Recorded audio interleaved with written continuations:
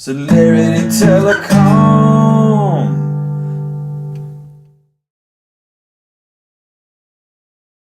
Welcome to Vicidial Telecom. In this video, we're going to talk about modifying a campaign. So first, we'll go to Detail View, and you can currently see it's going to set to an active mode, so the campaign is active. It's set to allow closers, which means it's allowed to receive inbound calls as well as from the dialer as well. We have your dial statuses. These are the statuses that the system will be calling. So whatever's on there, the system is going to call. By default, when you upload these, it's set to new leads. So once it goes through the system, it may categorize some leads as busy or answer machine. Once you reset the status of the list, it then will call whatever's on the dial statuses. So whatever here is what's going to be calling back. Here you have your minimum hopper level. Generally have it set that to 500. That's basically a giant queue, a pool of a giant queue for numbers the system will call from. Here you have your method, dial method. By default, it's the ratio of 1. By default, we recommend putting it to 4. So it dials 4 numbers per agent, depending on how good your leads are. If your leads are very good, you may want to reduce it so you don't have any drop calls, or if you have customers or clients waiting for it to speak to an agent. If you get a lot of answer machines or voicemails in between, or you're just getting not enough connectivity, you may want to increase it so your agents are just sitting there waiting for a call to come in. We also have a manual.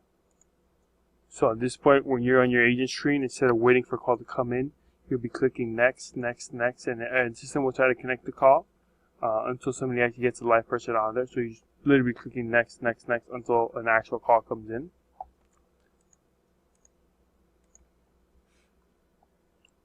Here you have your queue priority. So if the inbound has greater priority over the dialer itself, is what it should be. That way, when the call comes in through an inbound, the dialer stops and accepts the call from coming in. If the priority is reverse and the dialer has higher priority than the inbound, what's going to happen is that the dialer will continue to dial until it runs out of leads, and that will let the inbound calls come in. And it'll block all inbound calls from coming in until the dialer finishes. The longest wait time, by default, you just set the longest wait time for the agents, the next agent on call. You can set it to random, as well as fewest calls, or options you can play around with, see whichever option you prefer to use. You have the local call times. Those are the local call times of the leads. So if you call California, it will call California between 9 a.m. and 9 p.m., not 9 a.m. and 9 p.m. of your time.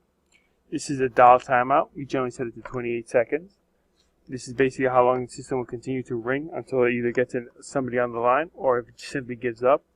So by default, we set it to 28. This is the campaign caller ID. This is what would show up in the system when they call the customer, and it has their caller ID on there. For example, you can see the phone number on there. We'll do for reference sake, we'll use a random number. And this is what they would show up when they receive a missed call. And they'll call back to that number, which should hopefully be connected to an inbound group on the Unidial system. You also have options to do custom caller ID, area code caller CID. So wherever state you're calling in, it will show up as a DID from that particular state. So if you call California, you want to show up a California DID. That's what it would show up as. Routing extension is 8368. By default, that is if it connects a call, it sends a call to an agent, regardless of who's on the other line, if it's an answering machine or voicemail. 8369 is answering machine detection. You have 80% chance of hanging up an answering machine, 20% chance of hanging up an actual customer. Campaign recording, by default, set to on demand. We generally always recommend putting on all fours, which basically means that it records every call that's coming in and out without the ability of the agent to stop and start the call. Call notes per call. This is basically allows you to leave notes on the lead itself. So, for example, say call back after this time, or you got to speak to this person, or whatever the case may be. So when a person calls back in, they'll see a list of notes of logs of what's happened. So it makes it easier for them to help them out. Here you have an answer machine message. So if the system picks up an answer machine, it will automatically leave a message in the customer's answer machine. Here you have enable transfer preset. So basically, if you put in particular numbers here to transfer to, so when a customer calls in, they're, oh, hold on, let me get you over to this number for verification or whatever the case may be. You put in the number here, and you would enable this here. So they'll hit, for example, D1 or D2, and it automatically call the number over to there. Also have the option to hide a number to dial. So if the only one to dial what's on the preset, then you would enable this option. So it has any number for them. So it removes the option for them to dial any other number. Here you just schedule callbacks. For example, if you go ahead and activate it, if you do a schedule callback alert, say blinking red. So when you have scheduled callbacks at the beginning of the day, when you log into your system as an agent, you'll see if you have any callbacks that are available for you to dial, and at what time these callbacks need to occur. Here you have your drop action. So if you, in this case, we've set to 99 seconds. So after 99 seconds, if nobody's talked to this customer and all agents are on the line, it's going to drop the call or hang up in this case. So you have the option of either going to voicemail, in-group, or call menu, or just simply play a message, which allows them to give them more chance rather than just dropping the call, maybe having a chance of talking to them afterwards.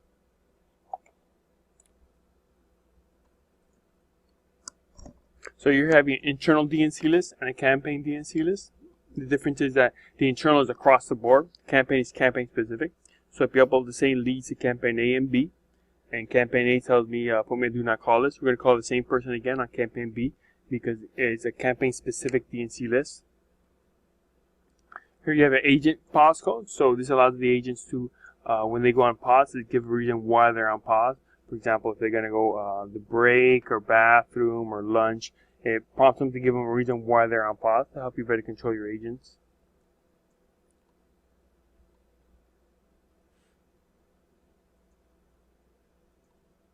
Here you have your three-way outbound caller ID, by default set to campaign.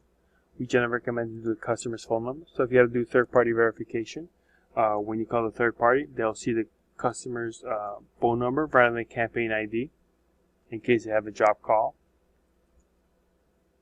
Here's the allowed transfer groups. So if you want to, for example, I only want this campaign to transfer to group 5,000. This is their option there. So they can only transfer to that group for whatever the reason may be. You have your list attached to this campaign. So you have one for 130,000 and one for 6,000. So they're both active and working in the system. You're going to see that the campaign has 127,000 leads, 180 are in the hopper that are being worked. So that's it for the video for modifying campaigns.